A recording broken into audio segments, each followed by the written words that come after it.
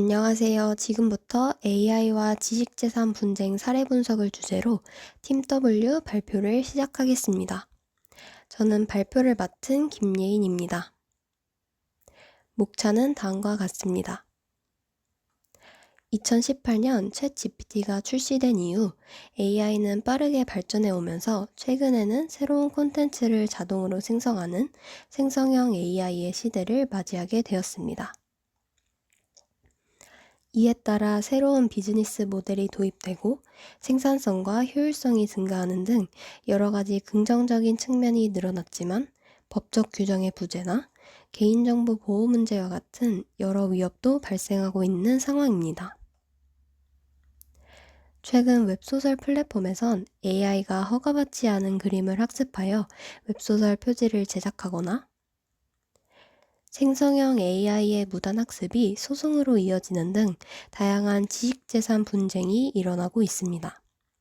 이런 사례들을 통해 저작권과 창작의 개념이 모호해지기 시작했다는 것을 알 수 있습니다. AI 창작물의 등장은 AI 창작물이 저작권을 가지는가와 같은 법적 질문을 제기하였습니다. 구체적인 지식재산 분쟁 사례에 대해 알아보겠습니다. 먼저 법적 분쟁 사례입니다. 톰슨 로이터와 로스 인텔리전스의 사례는 로스가 웨스트로의 헤드노트를 AI 학습에 무단으로 사용한 행위가 합법한지에 대해 분쟁이 있는 사례입니다. 이 사건의 개요는 다음과 같습니다. 로이터는 로스가 웨스트로에 대한 데이터 라이센스를 요청한 것을 거절했지만 이후 로스는 제3사와 계약하여 데이터를 무단으로 사용하게 됩니다. 이에 대해 로이터는 로스에게 저작권 침해 소송을 제기하였고 2025년 법원은 로스의 행위가 저작권 침해이며 공정 이용에 해당하지 않는다는 판결을 내리게 됩니다. 이 사례에는 세 가지 쟁점이 있습니다.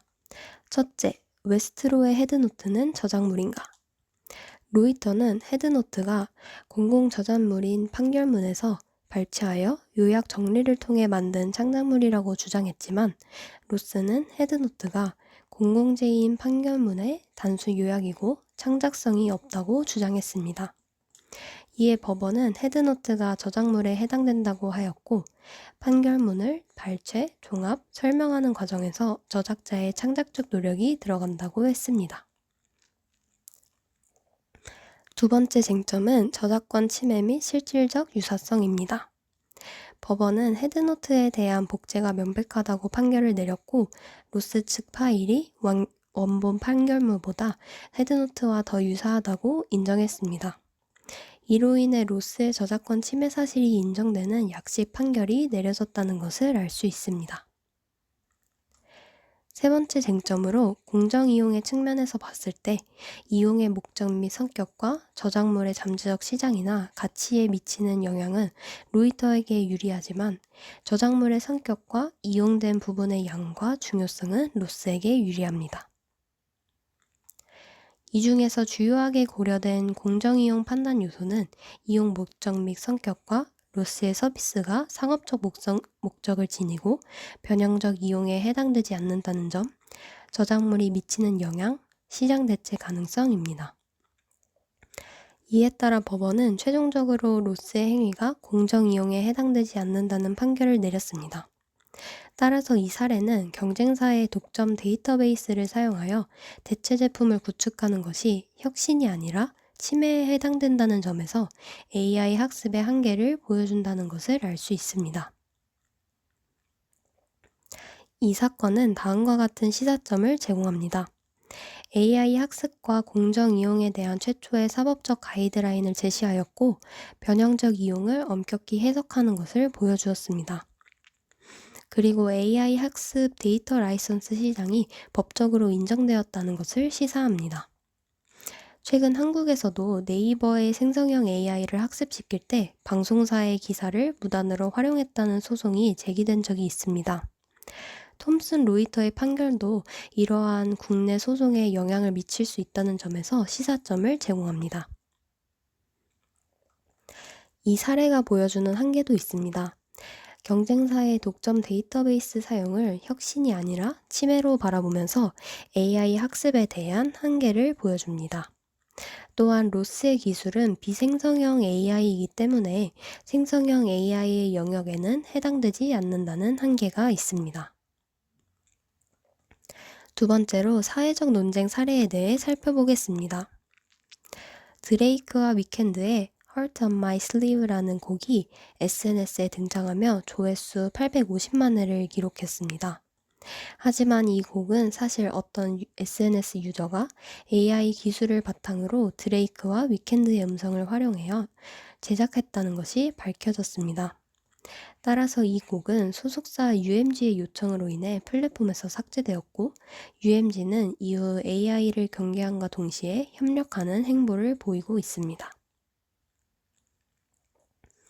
이 사건의 주요 쟁점은 다음과 같습니다. 첫째, AI 사용 방식입니다. SNS 유저는 기존 아티스트의 음성 데이터를 학습해 유사한 목소리를 생성하는 방식을 사용했다는 점에서 AI 기술이 점점 정교해지고 있다는 것을 알 수 있습니다. 둘째, 법적 쟁점에서 보면 생성된 결과물이 아티스트의 창작적 표현을 모방하여 모방 저작물로 간주될 수 있다는 점에서 학습 데이터의 저작권 침해 문제가 제기될 수 있습니다. 또한 AI가 실현자의 개성을 무단으로 복제하여 새로운 곳에 활용하는 것은 실현자 고유의 권리를 침해하는 것이기 때문에 퍼블리시티권 침해 문제가 발생합니다. 또 AI 곡이 기존 아티스트의 신곡으로 오인될 정도로 유사해서 부정 경쟁 행위의 가능성이 있기 때문에 시장 및 플랫폼의 책임 문제가 거론됩니다.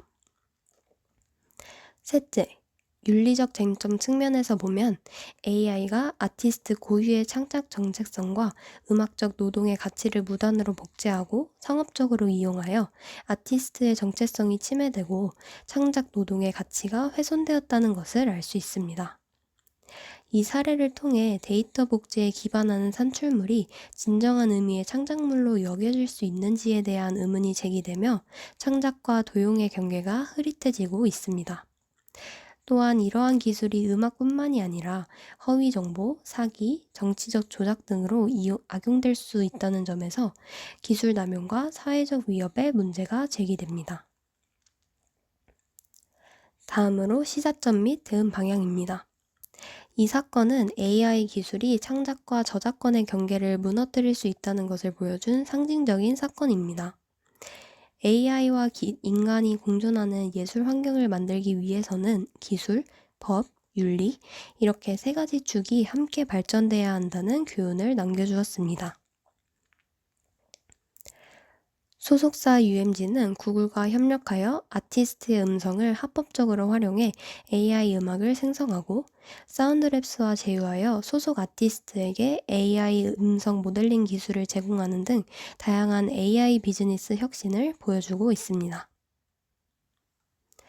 앞선 두 사례는 공통적으로 AI가 기존 데이터를 무단으로 이용하였고 학습 이용 데이터도 저작권 침해가 가능하다는 것을 보여주었습니다. 또 두 사례 모두 원작을 변형하여 새 창작물을 도출하였고 AI의 법적 주체가 부재하다는 것을 보여주었습니다. 두 사례는 AI 창작물의 법적 주체에 대한 문제를 제기했고 정체성과 공정성의 문제, 그리고 AI 윤리 경영과 합법적 생태계의 구축 필요성에 대한 시사점을 제공합니다. 이와 같이 AI 지식재산 분쟁 문제를 해결하기 위해선 먼저 미시적 자원 중 부서 차원에서 학습 데이터의 투명성과 적법성을 확보하고 AI 산출물의 지식재산권 리스크를 관리해야 합니다. 또한 윤리적 AI 사용 가이드라인을 마련하고 새로운 직무와 인재 육성을 하는 것이 필요합니다. 개인 차원에서는 AI 리터러시와 윤리의식을 강화하고 창의적, 비판적 사고를 하는 것이 중요합니다. 다음 거시적 차원에서 보면 기존 컨텐츠를 자산화하거나 라이선스 모델과 AI 프레임워크를 구축하는 것이 필요합니다. 또한 콘텐츠 인증 시스템과 AI 거버넌스 시스템을 확립해야 합니다. 이상으로 발표를 마치겠습니다. 감사합니다.